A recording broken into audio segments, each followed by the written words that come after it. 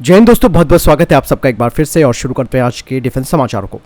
दोस्तों, भारत अब अपनी S5 क्लास की SSBN पनडुब्बियों के लिए एक नए कॉम्प्लेक्स का निर्माण कर रहा है। S5 जो कि नेक्स्ट जनरेशन की nuclear powered ballistic missile submarines होंगी, इनके निर्माण के लिए एक डेडिकेटेड कॉम्प्लेक्स तैयार किया जा रहा है। कुछ सैटेलाइट तस्वीरें बताती हैं कि कोचिन शिपयार्ड के पास इस state of the art facility पर अब S5 क्लास की SSBN पनडुब्बियां तैयार की जाएंगी। इनका डिस्प्लेसमेंट दोस्तों 13,000 टन का होगा। ये जो नया कॉम्प्लेक्स है वो 600 मीटर से अधिक फैला हुआ है। मतलब साफ है कि यहाँ पर 3 S5 क्लास की पनडुब्बियाँ एक साथ तैयार की जा सकती हैं, लेकिन उन्हें फाइनल असेंबली के लिए बाहरी ड्राई डॉक पर ले जाया जाएगा। S5 क्लास की जो पनडुब्बियाँ हैं, जैसे मैंने बताया कि 13,000 टन का इनका डिस्प्लेसमेंट है। ये पनडुब्बियाँ अपनी पहली वाली जो अरिहंत क्लास की SSBN है उनसे लगभग 2 गुना होंगी। और इन पनडुब्बियों में एडवांस न्यूक्लियर प्रपल्शन सिस्टम, इनके स्टेल्थ फीचर्स बढ़े हुए होंगे और ये SLBM मिसाइलों का ज्यादा पेलोड ले जा सकती हैं। S5 क्लास की पनडुब्बियां जो कि 12 या 16 K6 SLBM ले जाने के लिए डिजाइन की जा रही हैं और इस तरीके से दोस्तों भारत की जो सेकंड स्ट्राइक क्षमता है वो काफी बढ़ जाएगी। S5 SSBN में भाभा एटॉमिक रिसर्च सेंटर के द्वारा तैयार किया जा रहा 190 मेगावाट का प्रेशराइज्ड लाइट वाटर रिएक्टर होगा। इस क्लास की पनडुब्बी में पंप जेट प्रपल्शन सिस्टम भी होगा जो कि इसके एकॉस्टिक सिग्नेचर्स को कम करेगा, जिससे कि इस पनडुब्बी की जो स्टेल्थ क्षमता है वो बढ़ेगी। तो कुल मिलाकर दोस्तों एक नया कॉम्प्लेक्स तैयार किया जा रहा है जहां पर 3 S5 क्लास की पनडुब्बियां एक साथ तैयार की जा सकती हैं। दोस्तों, भारत के विक्रम VT-21 की पहली झलक DRDO के अध्यक्ष के द्वारा एडवांस आर्मर प्लेटफॉर्म व्हील्ड और ट्रैक का मेटल कटिंग समारोह आयोजित किया गया और इस state of the art infantry combat vehicle, जिसे कि टाटा एडवांस और भारत फोर्स के द्वारा बनाया जा रहा है, इस state of the art infantry combat vehicle class system को अक्टूबर 2025 में शुरू किया जाएगा और ये DRDO और जो इंडस्ट्री पार्टनर्स है उनका एक कोलैबोरेटिव एफर्ट रहेगा, जिससे कि इसका जो डेवलपमेंट का टाइम है वो काफ़ी कम हो जाएगा। पैच पॉइंट दोस्तों, ALH ध्रुव हेलीकॉप्टरों को ग्राउंड करने के आदेश दिए गए हैं क्योंकि ALH के साथ जो हाल ही में दुर्घटना हुई थी उसके कारणों की जाँच पर अभी टीम लगी हुई है, लेकिन यहाँ पर अभी फैसला आना बाकी है। तो इसी वजह से 3 महीने और ALH ध्रुव हेलीकॉप्टर जो है वो ग्राउंड रहेंगे। अब यहाँ पर दोस्तों प्रॉब्लम क्या है उसे लेकर जो बात सामने आ रही है वो ये है कि कहीं इंजन को लेकर इस हेलीकॉप्टर में कोई प्रॉब्लम तो नहीं आ गई है। और इंजन की अगर बात की जाती है तो इसका इंजन जो है वो फ्रांसीसी एरोस्पेस कंपनी साफ्रान और HCL के द्वारा बनाया जाता है, जो कि शक्ति इंजन है। ऐसे में कंपनी भी जांच के दायरे में आ रही है क्योंकि दोस्तों ALH ध्रुव का ग्राउंड होना अच्छी बात नहीं है, क्योंकि इनके ग्राउंड होने से हमारी आर्म फोर्सेस को बड़ी समस्याएं आ सकती हैं। भले ही HCL के द्वारा इस हेलीकॉप्टर के लिए एक सुरक्षा समीक्षा शुरू जरूर की गई होगी, लेकिन जो शुरुआती कारण पता चलते हैं वो बताते हैं कि कुछ महत्वपूर्ण सिस्टम में बड़े इश्यूज आ चुके हैं, जिसमें कि पावर प्लांट और कंट्रोल मैकेनिज्म भी शामिल है। तो आप समझिए कि इंजन को लेकर भी ये बड़ी बात सामने आ रही है। इसीलिए शक्ति इंजन पर अब ध्यान केंद्रित कर दिया गया है। HCL ध्रुव को यही हेलीकॉप्टर पावर दे रहे हैं क्योंकि दोस्तों साफ्रान हेलीकॉप्टर इंजन जिस शक्ति इंजन को तैयार करता है HCL के साथ मिलकर, वो आर्डिन 1H1 का डेरिवेटिव है। और इवन दोस्तों 500 से अधिक शक्ति इंजनों का प्रोडक्शन भी किया जा चुका है, जो न केवल ALH ध्रुव को बल्कि लाइट कॉम्बैट हेलीकॉप्टर प्रचंड और वेपनाइज ALH रुद्र को भी शक्ति प्रदान कर रहे हैं। अगर ये गड़बड़ी दोस्तों इंजन को लेकर सामने आती है तो आप समझिए कि आगे ये टेंशन प्रचंड और रुद्र को भी आ सकती है। वहीं जो डिफेंस एक्सपर्ट और जो मिलिट्री के अधिकारी हैं वो भी इस बात की जांच कर रहे हैं कि क्या शक्ति इंजन की वजह से ALH प्लेटफॉर्म में ये गंभीर समस्याएं आ रही हैं। मतलब यहाँ पर ये बात क्लियर होती है कि इंजन की विश्वसनीयता कैसी है, क्या रखरखाव प्रोटोकॉल ठीक ठाक चल रहा है और हेलीकॉप्टर का जो ऑल ओवर डिजाइन है उसके साथ इस इंजन की कंपैटिबिलिटी है वो कैसी है। इन मुद्दों की जांच की जा रही है। यहाँ पर दोस्तों एक और सवाल सामने आ रहा है। भले ही हमने इसे यानी कि शक्ति इंजन को साफ्रान के साथ मिलकर तैयार करना शुरू किया, लेकिन कहीं ना कहीं विदेशी टेक्नोलॉजी पर ये जो निर्भरता है भारत की, वो मेक इन इंडिया जैसे इनिशिएटिव को भी परेशानी में डाल सकती है। क्योंकि दोस्तों मैं आपको एक चीज़ और बता दूं, यहाँ पर अगर आप पुराना इतिहास थोड़ा पलटें तो आपको पता चलेगा कि साफ्रान ने कई बार महत्वपूर्ण टेक्नोलॉजी को साझा करने से मना भी किया है, जैसे कि फाइटर जेट के लिए रुके हुए कावेरी इंजन प्रोग्राम में की अगर बात की जाए तो काफ़ी सारे सबूत हैं जो ये बताते हैं कि कोई भी देश आपका सगा नहीं होता है। क्योंकि दोस्तों ALH ध्रुव का इस्तेमाल राजस्थान के रेगिस्तान से लेकर लद्दाख के पूर्वोत्तर के उच्च ऊंचाई वाले क्षेत्रों में किया जाता है और ग्राउंड होने का मतलब है हमारी ऑपरेशनल फ्लेक्सिबिलिटी पर एक बड़ा असर पड़ेगा, यानी कि सेना को फिर पुराने चीता चेतक हेलीकॉप्टरों पर ही निर्भर रहना पड़ेगा।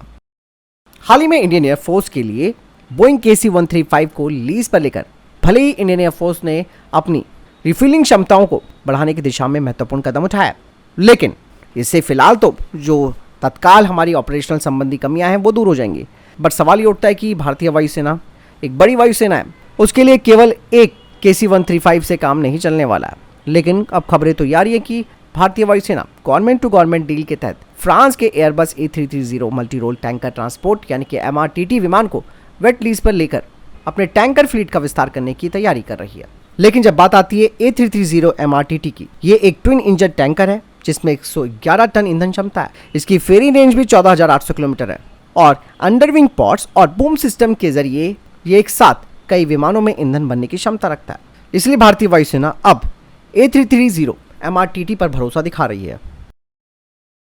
वहीं दोस्तों अडानी डिफेंस को रशियन वेम्पेल के द्वारा सेलेक्ट किया गया है, जिसके तहत वो स्थानीय स्तर पर R-74E राय एयर टू एयर मिसाइल का निर्माण भारत में करेगी। R-74E एक एडवांस मिसाइल है R-73 सीरीज की। R-74E की कई खासियतें हैं, जैसे कि इसका रीडिज़ाइन सीकर पैकेज जो कि इसकी क्षमताओं को काफ़ी बढ़ाता है।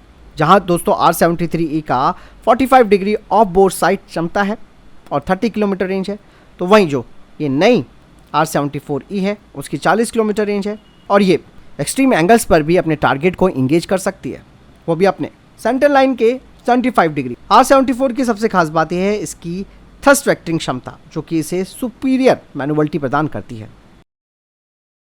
वहीं दोस्तों डेटा पैटर्न्स की तरफ से कहा जा रहा है कि इंडियन एयरफोर्स ने उनके हॉक J900 आईएसआर रडार पर अपना इंटरेस्ट दिखाया है, जिसे कि भारतीय वायुसेना के MiG-29 UPG फाइटर जेट्स में लगाया जाएगा।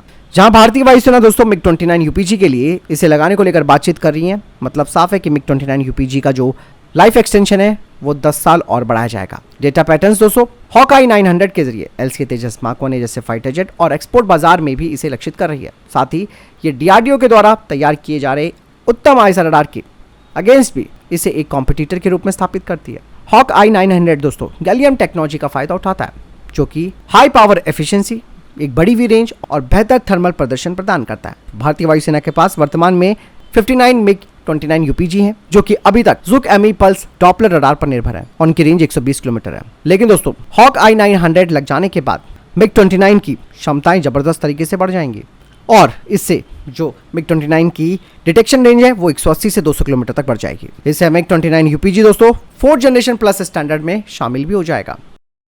दोस्तों रशिया अब नेक्स्ट जनरेशन का मेन बैटल टैंक तैयार कर रहा है। इस टैंक में दोस्तों सबसे खतरनाक बात ये होगी कि ये एक जबरदस्त और शक्तिशाली मेन गन से लैस होगा, जो कि बहुत ही ज्यादा सटीकता के साथ दुश्मनों पर कहर बरपा सकता है। इस टैंक में बहुत ही घातक हथियार लगे होंगे, जो कि दुश्मनों के लो फ्लाइंग ऑब्जेक्ट को आसानी से खत्म कर सकते हैं।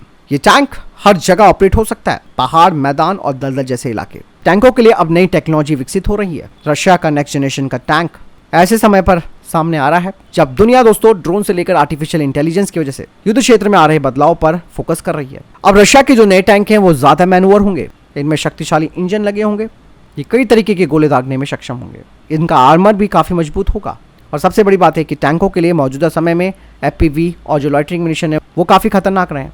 लेकिन ये नया टैंक इनका मुकाबला करने के लिए अपनी क्षमताओं को भी प्रदर्शित करेगा। इस नए टैंक में दोस्तों एडवांस स्क्रीनिंग, बेहतर fire control system, electronic warfare system, active defence system लगाया जाएगा। वहीं अमेरिका और फिलीपींस के बीच एक बड़ी डील हो गई है। फिलीपींस जिसने भारत से ब्रह्मोस मिसाइल ली थी, उसे अब अमेरिका ने F-16 फाइटर जेट की खरीद को मंजूरी दे दी है। भारत इलेक्ट्रॉनिक्स लिमिटेड ने आकाश मिसाइल सिस्टम के लिए रखरखाव सेवाएं प्रदान करने के लिए इंडियन एयरफोर्स के साथ 593.22 करोड़ रुपए का एक कॉन्ट्रैक्ट साइन किया, जिसकी आपूर्ति भारत इलेक्ट्रॉनिक्स लिमिटेड के द्वारा की गई थी। भारतीय नौसेना ने आज 6 megawatt medium speed marine diesel engine के डिजाइन और विकास के लिए messrs Kirloskar oil engine limited के साथ मेक 1 कैटेगरी के तहत एक परियोजना के लिए कॉन्ट्रैक्ट साइन किया है। 270 करोड़ रुपए की इस परियोजना में 70% भारत सरकार के द्वारा वित्त पोषित होगा। इसमें 3 से 10 मेगावाट डीजल इंजन के लिए विस्तृत डिजाइन का विकास भी शामिल है। इंजनों का इस्तेमाल भारतीय नौसेना और इंडियन कोस्ट गार्ड के जहाजों पर किया जाएगा। इसमें 50% स्वदेशी सामग्री के साथ प्रोटोटाइप डीजल इंजन शामिल है। वहीं दोस्तों पाकिस्तान ने जम्मू कश्मीर के पुंछ जिले में LOC पर बारूदी सुरंग में विस्फोट के बाद संघर्ष विराम का उल्लंघन करना शुरू कर दिया। हालांकि भारतीय सेना ने भी संघर्ष विराम उल्लंघन का जबरदस्त तरीके से जवाब दिया, जिसमें कि कई पाकिस्तानी सैनिक घायल भी हो गए और कुछ के मारे जाने की खबर भी है। हालांकि पाकिस्तान ने किसी के हताहत होने का जिक्र नहीं किया, लेकिन बताया जा रहा है कि दोनों पक्षों के बीच गोलाबारी में दुश्मन सेना के 5 जवान घायल हो गए। इस घटना के बाद ब्रिगेड कमांड लेवल की एक बैठक हुई, जो कि 75 मिनट तक चली। फिर दोनों पक्षों ने सीमाओं पर शांति बनाए रखने के लिए सहमति व्यक्त की। फिलहाल तब तक के टॉप डिफेंस अपडेट। वीडियो के सामने कोई प्रश्न जवाब है, आपको कोई सवाल कमेंट सेक्शन में लिखकर जरूर पूछ सकते हैं। वीडियो को लाइक और शेयर जरूर कीजिएगा। जय हिंद, वंदे मातरम।